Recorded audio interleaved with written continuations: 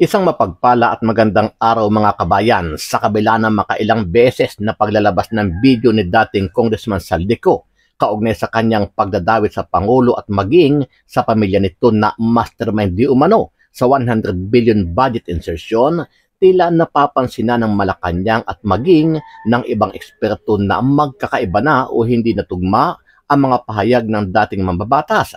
Ito ay ayon sa naging pahayag ni Yusek Claire Castro. Unang-una,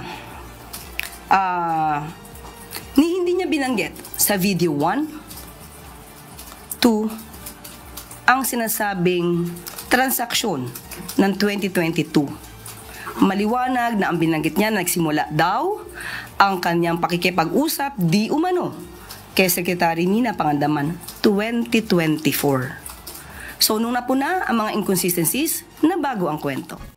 Samantala sa kabila ng ingay ng publiko na nananawagan kay Pangulong Bongbong Marcos Jr. na gumawa ng aksyon para maparusahan at mapanagot ang mga nasa likod ng talamak na korupsyon sa bansa, halos araw-araw na itong naglalabas ng update o development kaugnay sa maanumalyang flood control project.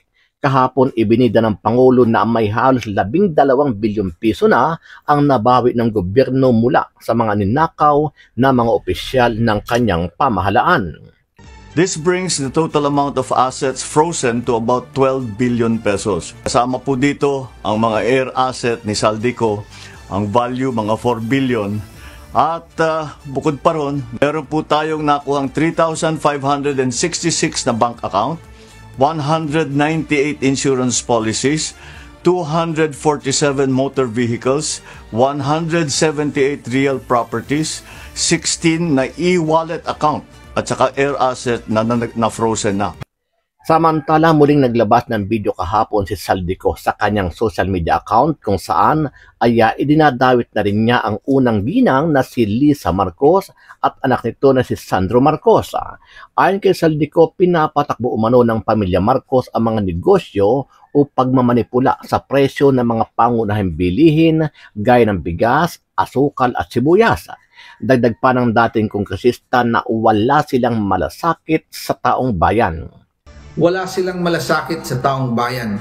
Nagiging negosyo ang pera ng taong bayan.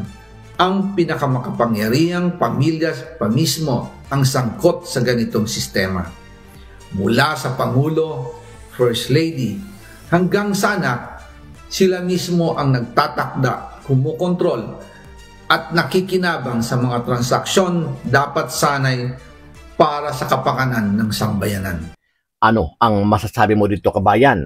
Sama-sama nating panuorin ang buong video at pakicomment nyo po ang inyong mga reaksyon at sariling opinyon. Maraming pong salamat.